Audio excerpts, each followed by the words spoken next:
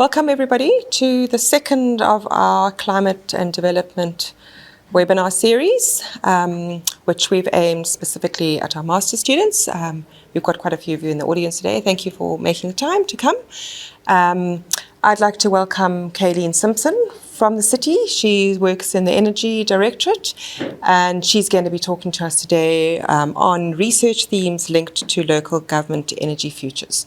So we're looking forward to hearing from you. And just one or two things before we start. We'll take questions afterwards.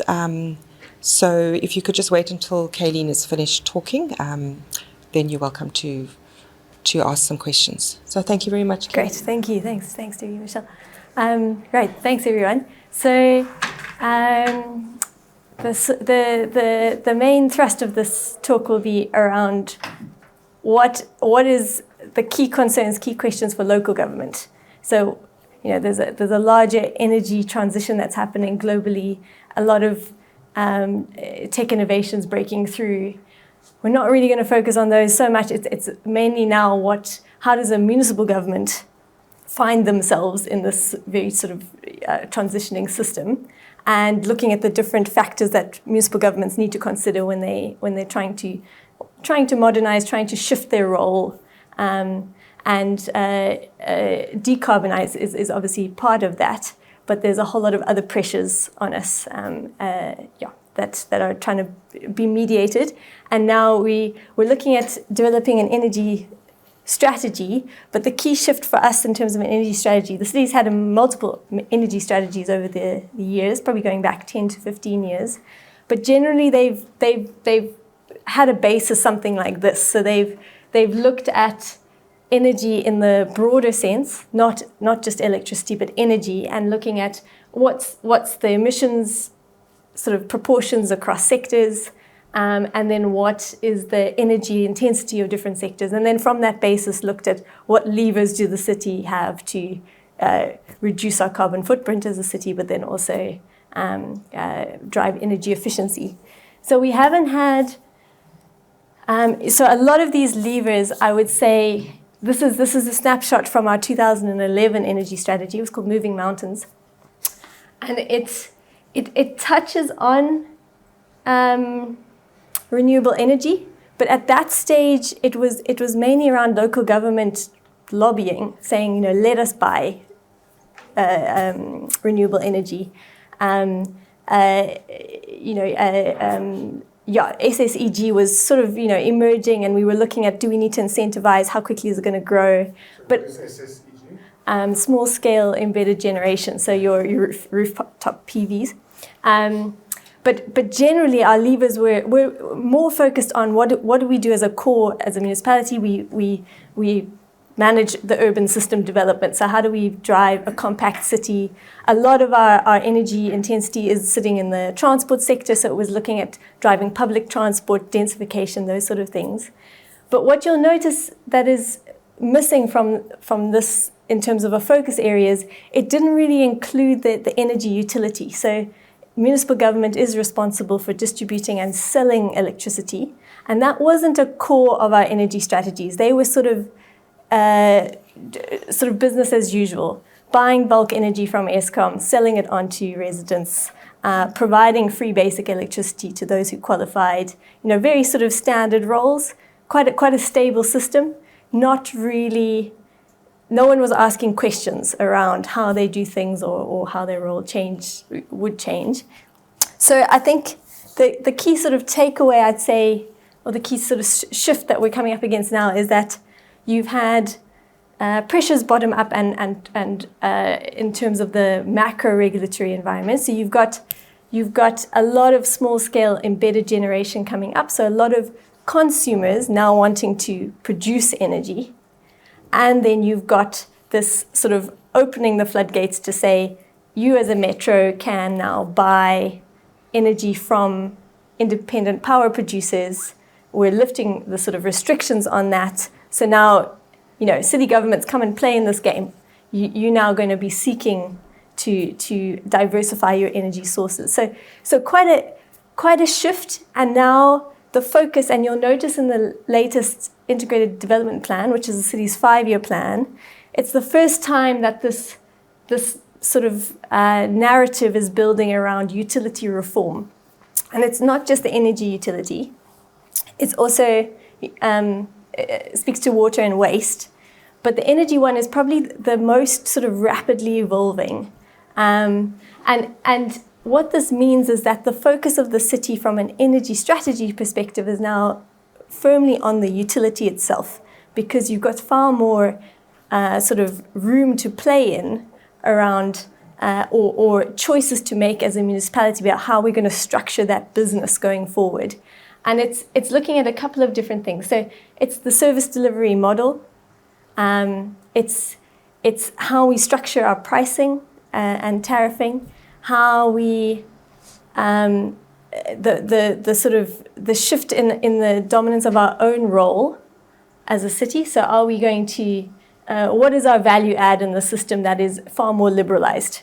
So where as a municipality are we best able to play a role, and where are we actually blocking innovation? Where are we restricting and preventing more energy from being available on the system?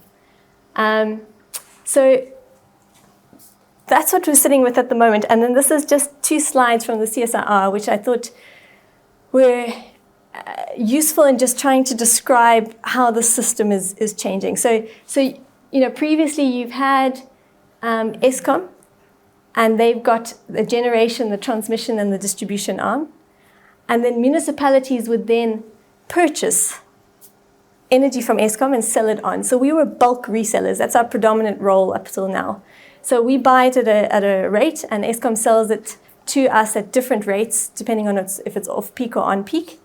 And then we would then take responsibility for distributing that energy to customers in the cities and running the billing for that. So yeah, quite a sort of a one flow of energy. We didn't, at that stage, we were like, Eskom makes the decisions on the energy mix for the energy coming through to our customers. We don't have a generation, we don't generate energy. So we didn't have any key levers in terms of, is our energy system based on coal-intensive energy sources, or is it more diversified? Because Eskom basically made those decisions, and then we just took what energy they gave us. So we did have a lot of energy efficiency type interventions in the past, but now the game is changing, where we're looking at far more broader at different ways that we can drive certainly climate response objectives, but also energy security objectives. So we as a municipality have far more room now to ensure the energy security of our city, so that it doesn't suffer the disruptions that Eskom is passing on with load shedding. And then here, so we don't control the tariff level, the tariff structure, and we just sort of accept when Eskom has availability and the price that they give it to us at. So now this is what it's changing into. So there's a lot more sort of bidirectional flow that's emerging. So you've got, whereas previously we would have just had a flow of energy and then we sell it on. Now you've got within the municipal energy grid the opportunity to have generators of electricity, sometimes very small scale, just PV on roofs, but sometimes much larger scale, and we can then buy that energy and distribute it within our sort of customer bands. So yes, I mean, in the foreseeable future, we will always require energy from Eskom. That we're not going to be able to diversify quick enough to say to Eskom, cheers, thanks, we've got this covered. But we are seeing a lot more opportunity to have a more diversified set of energy sources within the municipal area that we have far more control over. So we run those, how we contract with those, we run the supply assurance, we can determine the cost that we're willing to pay for those. So it's a far broader set of factors that we need to consider. And then you've also got a lot more opportunity, I suppose, for our grid being a platform for a market rather than just a distributing mechanism for Eskom. So we can transport energy from one actor to another through our grid rather than just playing that role of almost sort of autopilot distributor. Great. So what are the key questions coming out of this sort of evolution of the energy system? So, up till now, and many of us as well, even now, you have a choice. You either buy electricity from the city or you buy it from Eskom, or you put PV on your roof and you kind of have a partial grid connection. But a lot of our business model, a lot of our pricing is based on this assumption that there's this assumed monopoly, that you as a customer aren't going to go find your energy from anywhere else. You're gonna buy it from us. But this has happened globally quicker than here, and there's a lot of examples to look at globally. But you've got this transition from the market is no longer captive. So we have it. You as a consumer of energy have a lot more choice. So we've got to change our business model in response to that. And it's got quite a lot of consequences for the grid, because the grid is set up with that assumption that we would just be taking bulk energy from Eskom, distributing it through high, medium, low voltage to different types of energy users. Now you've got a situation where you're probably going to have a lot more generation on the medium and low voltage networks, and that has quite a lot of grid implications for us. And then it's going to take a step change in terms of our investment in that grid to be able to cope with this new diversified energy system. So as a municipality, we need to decide in terms of the system, what are we working towards? How are we going to govern it? How are we going to price it? And then why? Why do we even have a role? So you've got far more people wanting to use the grid because they want to put energy onto it and they want to take energy off it. But we've got to try and work out what are the protocols, what are the standards to be able to protect that grid from multiple energy sources. So that's one role, because government should only do what no one, the public can't do for themselves, and we can't rely on anyone else protecting the grid. So maybe that's a sure bet. We need to look at how do we regulate that grid so that it doesn't fail under pressure. Linked to that is network stability, because you have the potential for a lot more feedback and then surges because of different types of energy coming onto the grid. And network stability was a lot more not easier to maintain when you under the previous regime, where you only have couple of inlets and then you have that energy being very predictable moving through the system. Now you've got energy from multiple sources and then from renewables, which are quite variable. So as a municipality, we need to try and make sure that we've got the capacity, we know enough about what's happening on the grid, that we can maintain that stability so that you as the consumer don't have power surges or sudden drops or that sort of thing. And then most importantly, there's a subsidization model that's hard baked into the energy system. So we have a huge swathe of our customers are free basic energy customers. So other energy users subsidize their energy use. So how do we preserve that system when customers have a lot more choice? So if you're choosing to get your energy outside of the municipality, we still need to get that money from somewhere to pay for those who can't pay for electricity themselves.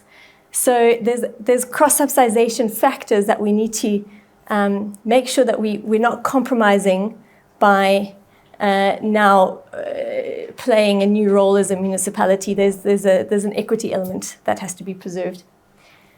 And this is probably one that comes up often when talking to the utility, the sort of energy distribution arm of the city, is when you're looking to upgrade the electrical grid to facilitate this new kind of energy market, how are you going to make sure that those costs are fairly and transparently distributed? Because you've got a scenario now where those putting solar on their roofs and now wanting to feed that energy back into the grid and be paid for it by the city, there is a cost to the grid. So there's a cost in being able to have a grid that's able to absorb that. And there's a general maintenance cost that comes with running a utility grid. But now that they're no longer paying the city for their electricity, where are we going to get the money for that portion of the city's role, maintaining the grid? So it's a delicate system of trying to make the modernizations that you need to make the investments that you need to make, but being very conscious of where that cost burden is going to fall. Because you might be transitioning to a system where you've got your remaining customers who haven't been able to opt out now bearing the costs for the maintenance of the full grid, as well as the subsidization of your free basic energy users. So you could just change our financial model. And the next slide does talk to those financial concerns. It's a very possibly boring part of energy discussions, and it's not in the forefront of people talking about modernizing the energy system and all the tech innovations coming up. But for a municipality, this is the core concern. Not to say that we, beholden only to money making, but there were assumptions baked into our financial model that we need to now call out, make explicit, and then point out how this is now being counterproductive to the transition we want to make. So I'm going to do my best to sort of summarize some of these. So this is from the South African Cities Network. They do a state of city finance report, which is quite useful. So you'll see up there, the green is revenue from electricity sales. And then I think it's the red is property rates, the yellow is transfers and subsidies, so that's national government. So you'll see that every city in South Africa gets the majority of their own revenue from the sale of electricity. So it's a huge money maker for city governments at the moment. And that assumption was built in that it was a good way for municipalities to make money because it was a monopoly and it was the city is best placed to play that retail role and bill the customer. So that's why our financial system was sort of structured in that way. But then you'll see in this second graph that the green shows the decline in revenue over time. So every city is experiencing a decline in revenue from electricity sales, some a lot more than others. A lot of this is driven through energy efficiencies, but also through how quickly people are going for the solar geyser, the solar rooftop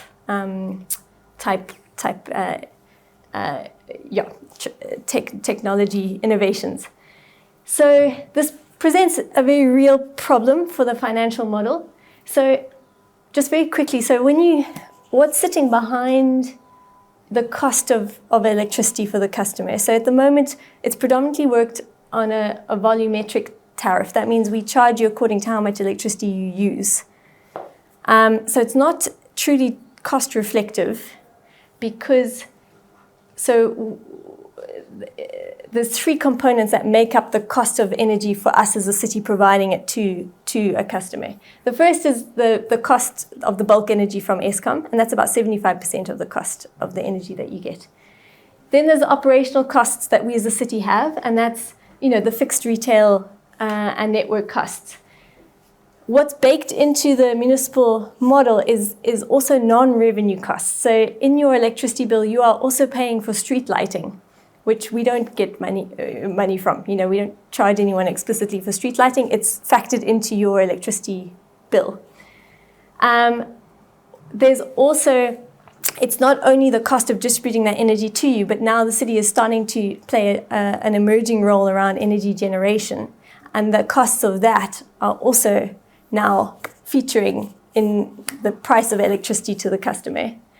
And then the third component is the electricity department gives money to the rates account. So property rates, there isn't enough coming in from property rates to cover the other costs of the city, libraries, stormwater, all of those social and urban management type roles. So the electricity department actually subsidizes a lot of the sort of more general municipal functioning. And that's also featured in the price you as a customer pay for electricity. So, and then the revenue decline is there's a bunch of different factors that are contributing to the revenue decline, but it's, the stagnant economic growth is obviously one of the key ones. Energy efficiencies have been happening for a while. The cost of PV is coming down, so a lot more penetration of small-scale energy generation. Increasing electricity costs, so electricity bought from the city or Eskom is getting to a point where it's no longer, it's not even an environmentally sustainable choice.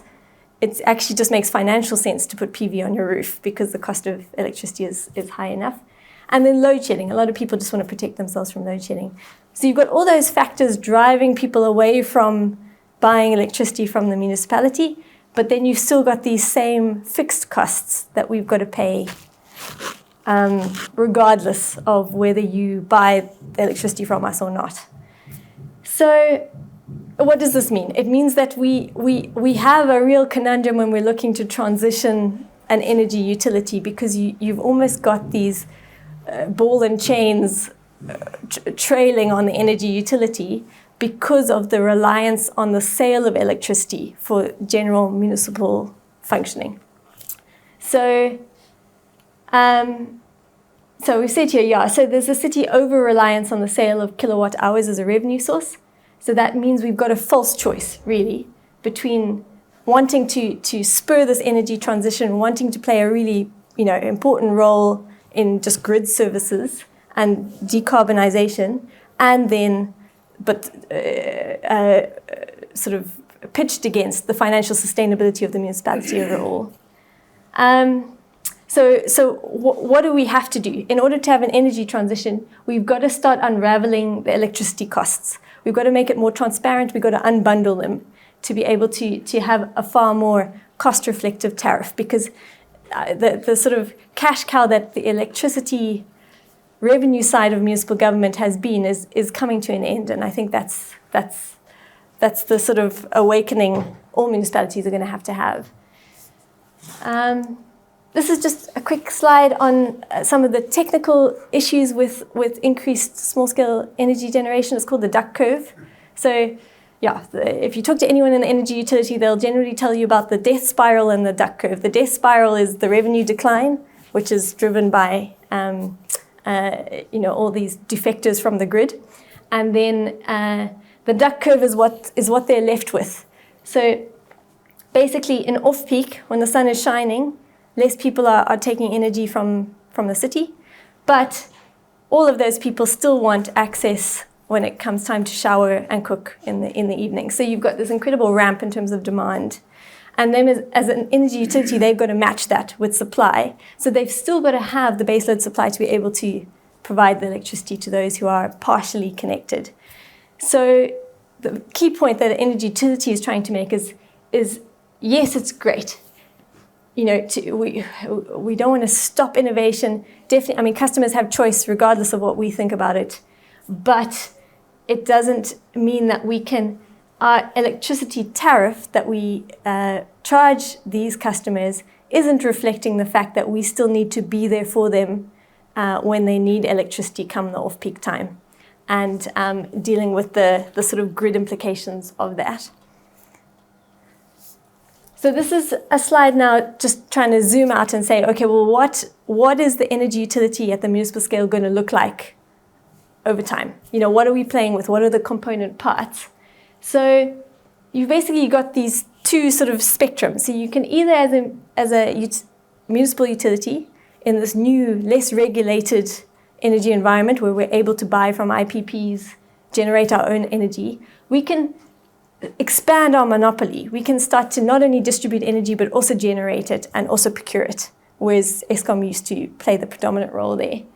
So, and the city of Cape Town is doing that. So we're starting to dip our toe into the water of generating our own electricity with sort of large-scale ground-mounted PV.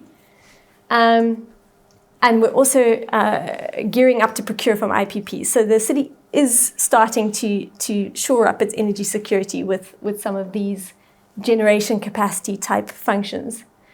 And then there's the option also of storage. So that's a key question, I think, for municipalities going forward is what role is a municipality going to play with utility scale storage?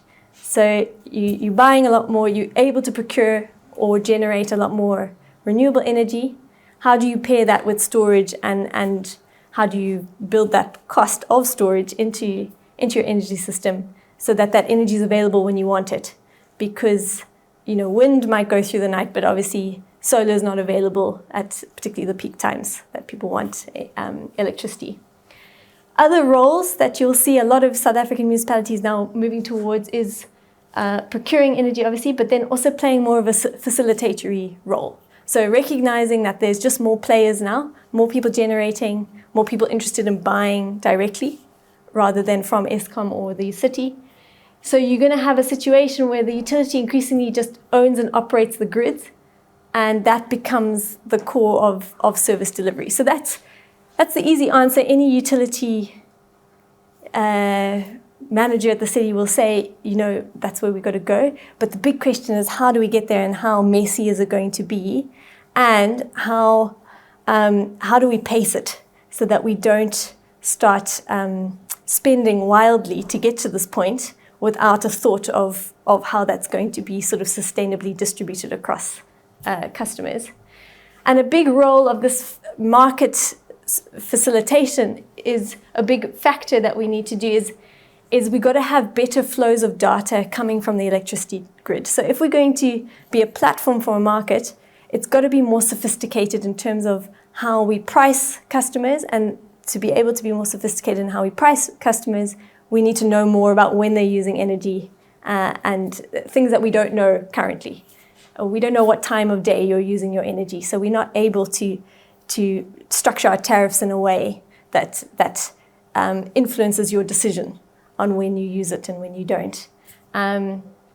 It's got to get to a point where we're able to know more in order to maintain the stability as well, because you're going to have a lot more, like with a wheeling arrangement, you've got a lot more generation capacity now. The city is playing that facilitatory role of moving that energy through our grid to one single off-taker, but we've got to match that with multiple sort of energy demands on the system. Okay, so this is just a quick slide showing what are we doing with energy generation. So we've got a couple of PV sites in the process. So you've got Atlantis is probably coming through in about 2023, 2024. And that's 10 megawatts. Then there's quite a big one at Paardersvlei that's planned. And then you've also got sort of landfill and other ways of generating energy in the city space. Still quite small numbers, but I think the larger question, and you'll see this in the IDP, is what is the city's game plan with generation? I mean, I don't think there's a clear view. It's at the moment we've pitched it as city initiated. So because we don't have any surety that we're going to be able to generate electricity as cost effectively as the private sector. So, what's the risk of having a stranded asset where we've got a very expensive PV plant, but actually we could just buy that much cheaper from an IPP? So in the current situation where there isn't enough energy in the system, maybe it makes sense. We start to build our own. But down the line, there is probably going to get it to a point where it's, what is the city's game plan, or what are the sort of parameters upon which we would do our own generation versus just buy it from an IPP. Okay, so we don't know what the utility would look like, I think is the key. There are lots of variables at play, but there's some things that we do definitely know. So as a utility, we need to enable multiple supply options. There's going to be a need for agility and flexibility in the communication or the IT system. So that's just a general modernizing of the grid. there's going to be a different relationship with our customer, because now that you've got choice, how do we prevent you paying the city from being a grudge purchase, where you're like, well, those guys are doing nothing for me, I'm getting my energy from somewhere else. So it's making it transparent, making it clear, this is what you're paying for, this is the assurance we're giving you. We're giving you assurance of network stability, we're giving you assurance of a well-maintained grid. But these aren't things that customers are used to paying for. They're used to paying for energy, they're used to paying for watts. And then I think, we've had some really useful conversations with utilities in other parts of the world, because often, consultants will come and sell you the most flashy tech available. But a utility manager in another country will more potentially be more honest and say, we spent an arm and a leg on advanced metering for our customers, but it had a lifespan of 10 years and we actually didn't use half the data coming out of it. So there is a huge potential when you're in a transition like this to overspend and then not really have that benefit coming back to the municipality or you as a customer. So it's that, how do you make really smart choices about not just going for the bells and whistles of modernized tech, but looking at what do you need to know, and what's the cheapest, lowest cost option of getting that kind of functionality into the grid. Great. I don't know how we're doing for time, but is that all right? Okay. So just 3 more slides really. But so when we're now looking at the energy strategy, so it's come quite a long way, where this is probably the first time where we're looking at sort of really deep institutional utility reform. So we found this framework as being quite useful. So we've taken the component parts of the energy utility business and we've asked these sort of 5 questions. So what is dying, or how can we help it leave well? Because there are parts of our function that are no longer useful. And it's, rather than sort of being sheepish about that or trying to cling on to them, just name it and say, how can we phase this out without, huge HR consequences or huge costs?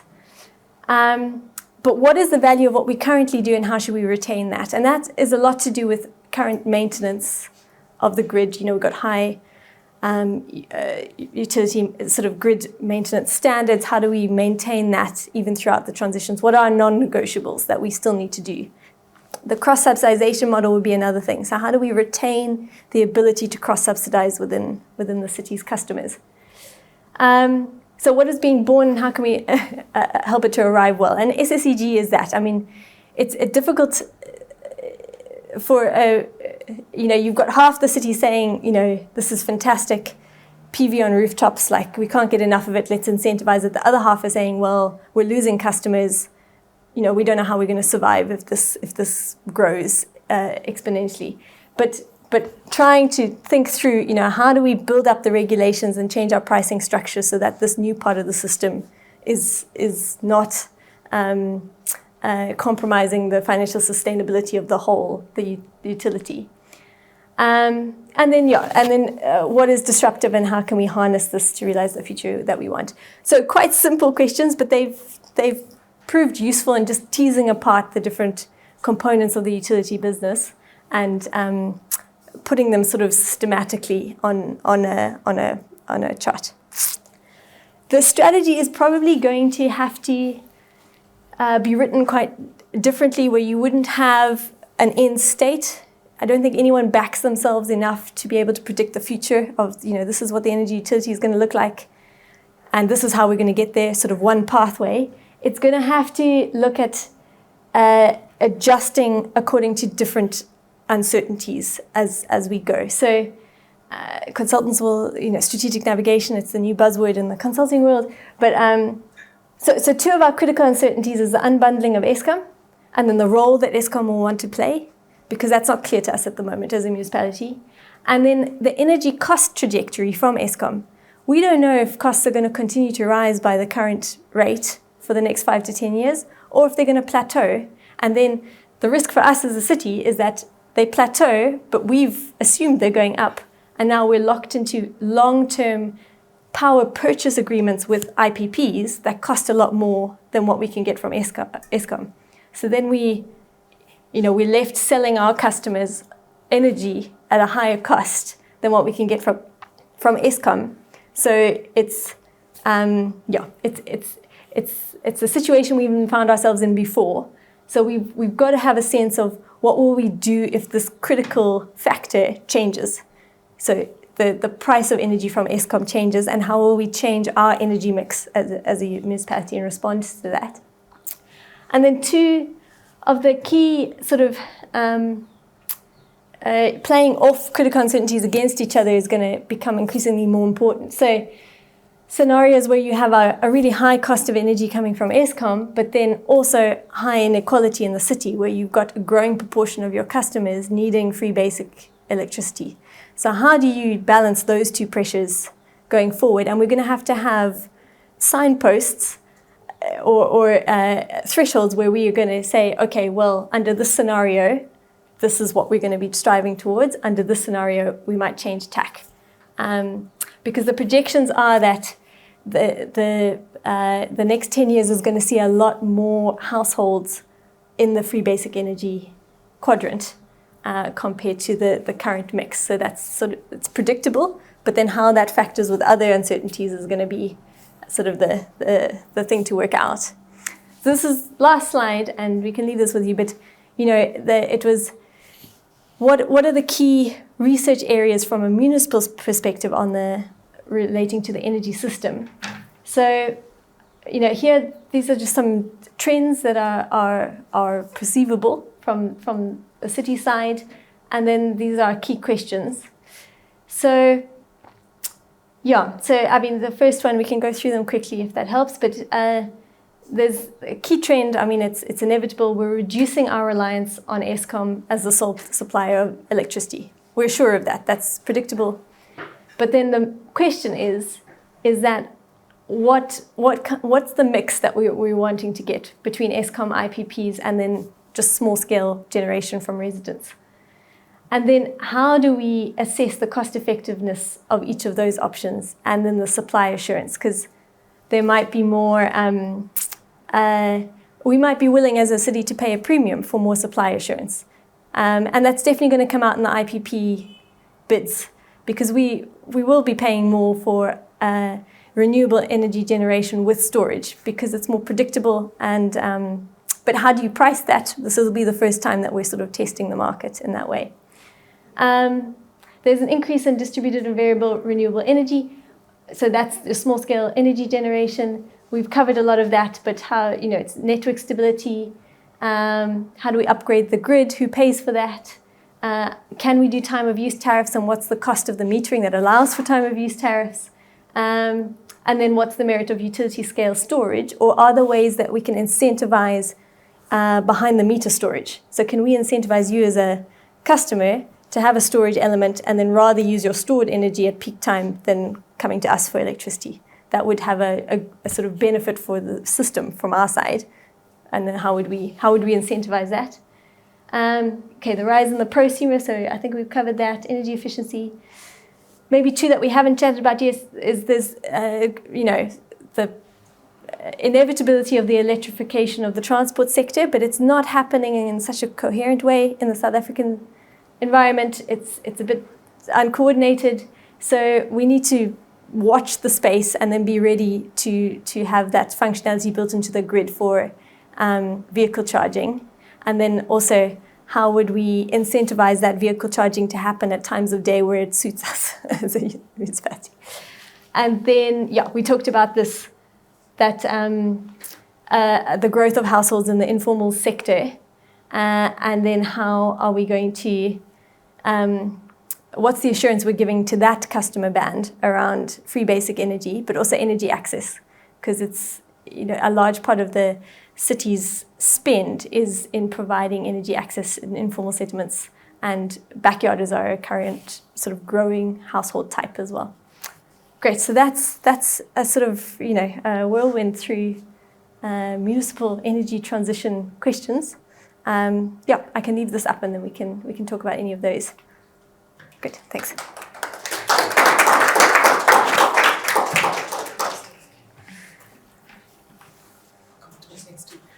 Great. Okay, great.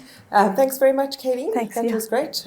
I find that I'm looking forward to following what happens in the city in the next Yeah. few years. I don't envy you with all the decisions that you'll need to make. But I wanted to now open it up for anyone who might have a question for Kayleen. I think Michelle is going to be going around with her phone, so if you could talk into it so that we can record it for those who aren't here. So are there any questions from anyone? I've got several, but I thought that the students should ask first. Okay. Okay, Mark's going to go ahead so long.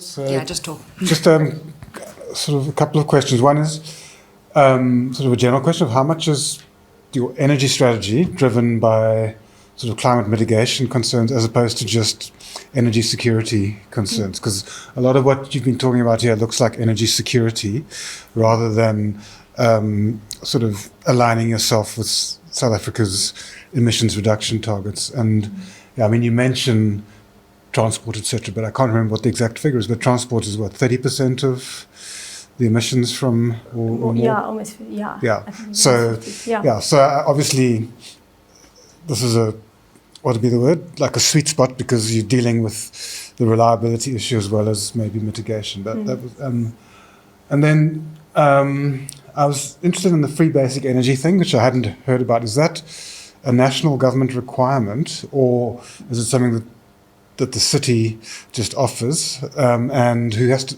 And it sounds like the municipality actually has to pay for that rather than national government on that. And then the third one, it's just sort of a technical question, but I was just wondering if we didn't have load shedding, how much of that evening peak the Stembra system could actually supply. So, or would you need additional? So, if we had a reliable system, would you still need additional sort of storage for the neck of the duck, if you like? Sure, Yeah. sure. No, those are good questions. Yeah, no, that's good.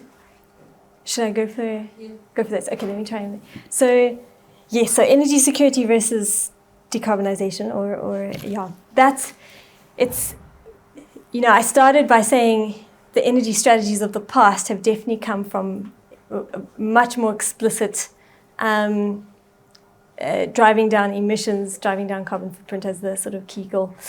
I think that's still, so we got the climate change strategy, which brings in a lot more of those levers. So around just, more efficient urban form. So a less sort of energy intensive sort of urban system. So I think that's, but in terms of the energy strategy, I think one of the non-negotiables that's emerging is that anything that we're doing in the short term, because the next 5 years practically are going to be focused on energy security because we're up against load shedding in quite a real way. But it's how do we make investment decisions in response to that? In some ways, that pressure is great because it's driving actions that probably wouldn't have happened. It's driving reorientation of resources towards a sort of, a step change in how we do the energy utility. So I think you want to harness, use that crisis of load shedding, but how do we have that check and balance so that any investment we make doesn't compromise the decarbonized grid, decarbonized energy system, which the city's been explicit in trying to. But I think in terms of the actions, a lot of the, there's a lot of, a coalescing of both of those objectives. I think where the rub is going to come in is around gas, because you can, that presents an energy security option for cities to build more gas generation, but then, it's not building towards a decarbonized energy system. So I think that's where you need to watch the space, because I think, it's going to be a trade-off. The IPP, the own generation, that's very much bang on, and probably actually the pace at which that's taken up is escalated by the energy security crisis. So, I think it's quite an exciting space, but there are going to be a few instances where you've got to see, where are the resources being channeled and what's the,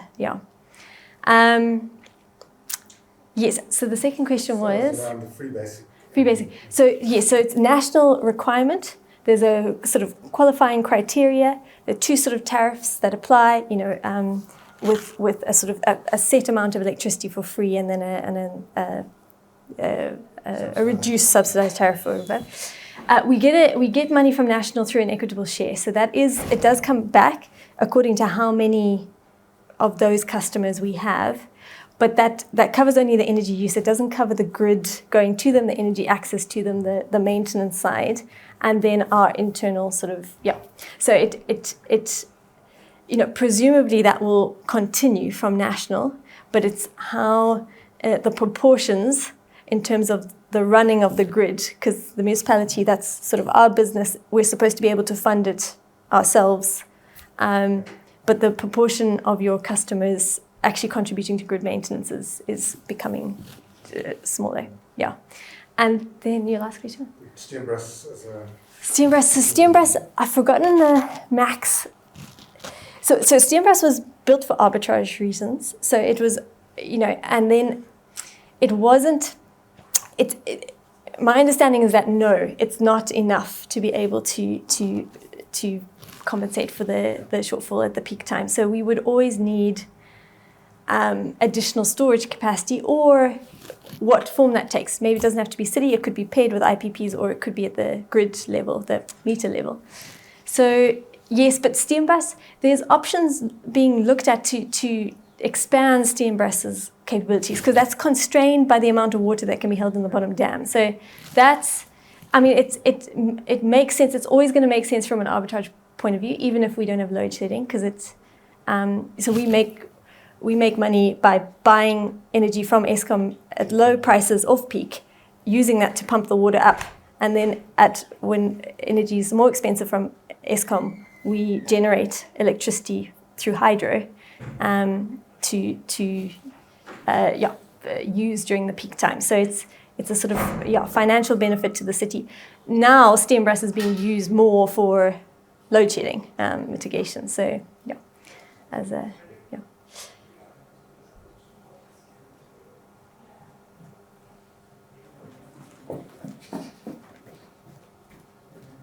I was curious about the other possible viable ways the city could raise funds or revenues apart from being somewhat heavily reliant on energy.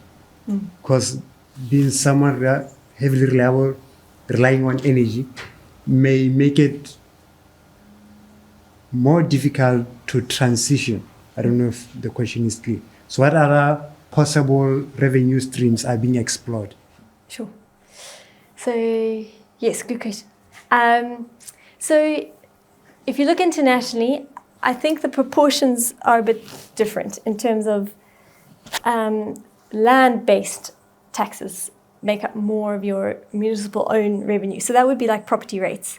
So you can change the balance where property rates becomes the more predominant revenue source, and then your consumption tariffs. So for water and electricity, we charge you per how much water and how much electricity you use.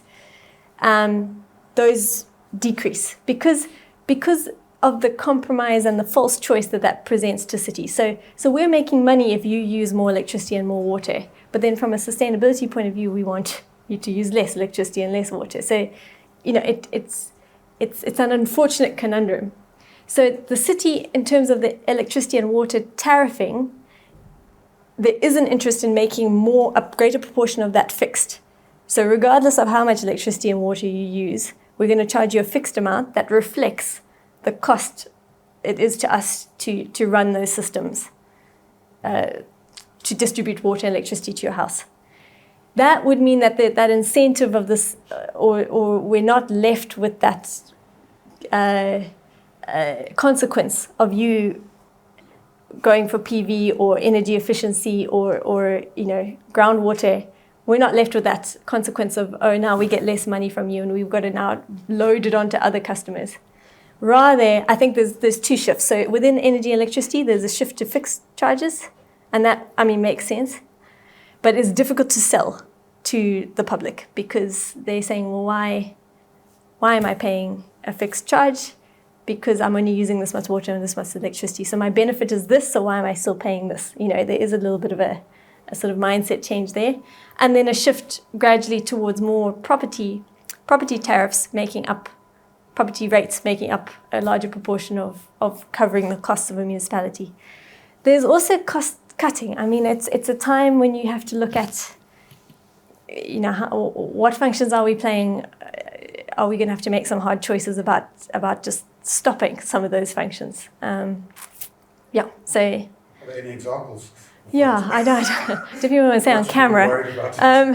But I mean, yeah, there's the social functions that the city plays, which, well, I think there's fat in every department. I mean, it's always good to have a pressure around cost efficiencies, you know, relooking at organograms. Do we need all of these structures? Like, are we doing things in a cost-effective way? There's a lot happening in the asset management space that is driving cost effectiveness. So you know, we know more about our assets, both in the ground and over the ground, then we're able to replace them more, you know, we've got a better sense of their conditions so that we can replace them at the right time so that we don't have the costs of asset failures. So there's definitely modernizing things that can happen, but it might get to the point, and I think the rates funding coming from the electricity sales is a key one. There might come a time when it's you know, are all of these rates funded services completely necessary? Yeah. No municipality likes to have to ask the questions, but yeah. Okay, thank you for the presentation. For me, I just wanted to find out from you. I think on the last point you spoke about that the largest growth is within the informal sector, and I'm just wondering, are there any incentives towards promoting mini grids as an alternative within the energy strategy? Sure, I think it's a nice option, and I mean it should amount into a pilot. You know, because I think it's something to be said about localizing the cost of the grid to an area and trying to, but it does. The risk is then cross-subsidization in the system. So you know, if you're going to break apart your grid into mini grids and have sort of a funding model that's different, how do we as a city then maintain the grids for those who aren't able to pay for that service? So it's, you know, I think it's going to be a case of making sure we're not standing in the way of logical and rational ways of running the grid, but then still having that sort of equity concern, because the land use modeling is that's informal. For every formal house added in the next 10 years, there will be an informal house added in Cape Town. So I mean, it's a huge sort of factor, yeah, to think about, yeah, energy access for those customers. Should we take one very last quick question? We've got one over here. Did anyone else have one last quick one? And then we do need to wrap up. If you just want to ask your question. Okay, so quite quickly, I mean, my economist soul was kind of quivering when you talked about fixed charges, having spent the last umpteen years saying, for heaven's sake, we have to have sort of steeply progressive charges on things so that we can get people to demand manage. Yeah.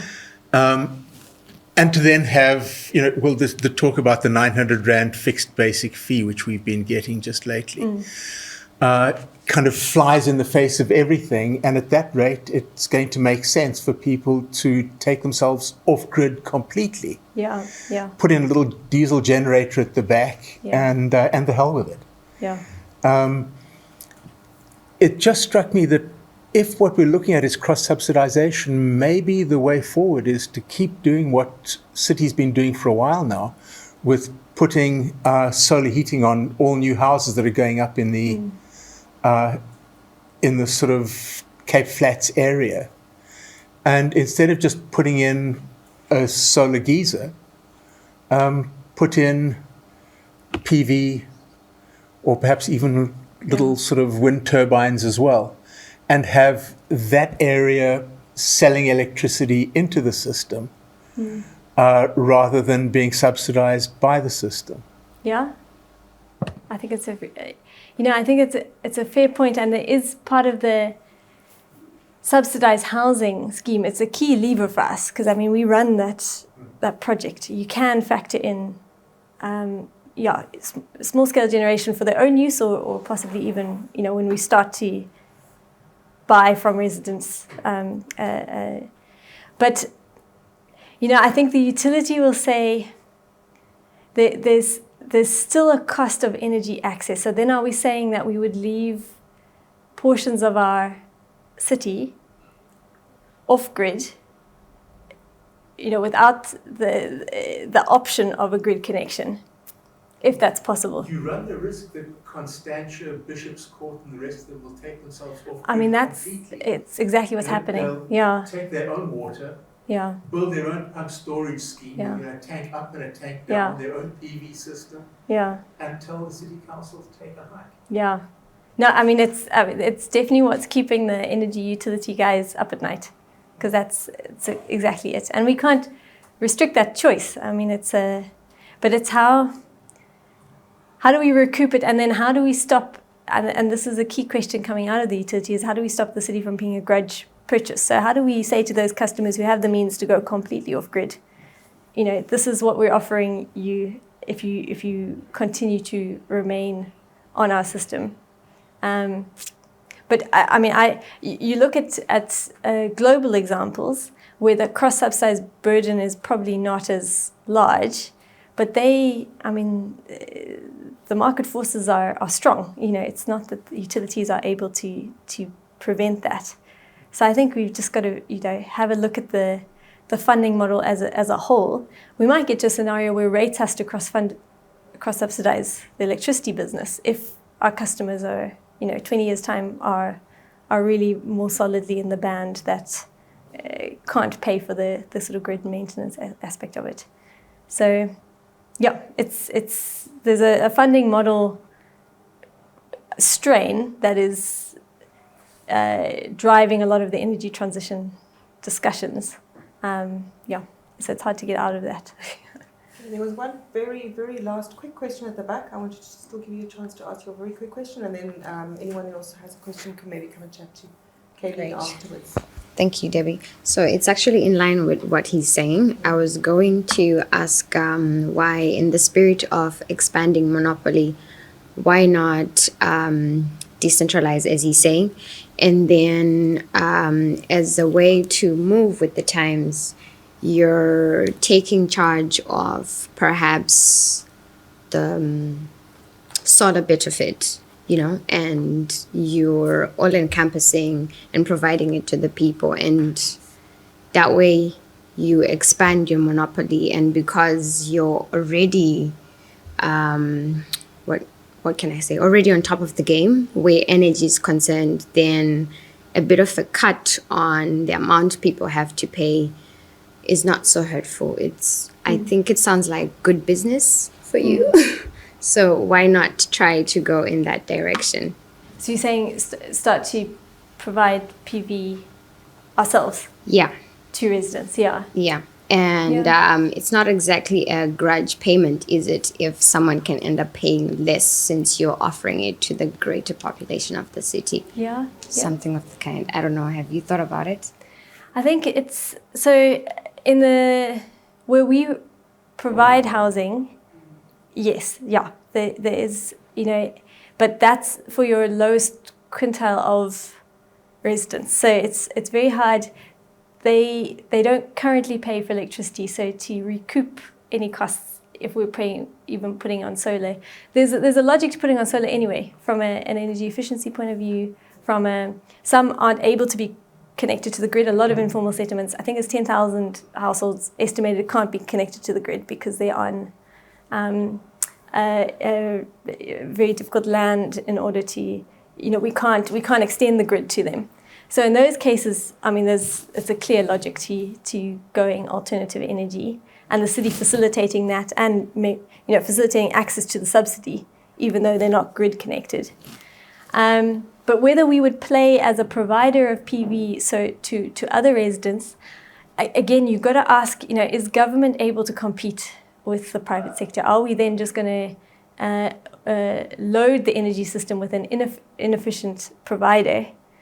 Is it going to be a grudge purchase where they could go private and get that PV separately? I think we've got to play to our strengths. So what is it that we can provide, and what is it that only we can do? And that's really grid services more than small scale energy generation tech. Yeah, I think, yeah. But it's quick evolving. I mean, it's not that. We have a perfect picture in place. Great. Thank you very Good, much. thank you. Kayleen. Yeah. It's been great to have you here. Thanks for making the time to speak to us. We look forward to following what the city chooses to do over the next few years. I don't envy you. Yeah, no, thanks. Yeah, thank you very much. Thanks, everyone. Great. Thanks, Steve. Yeah.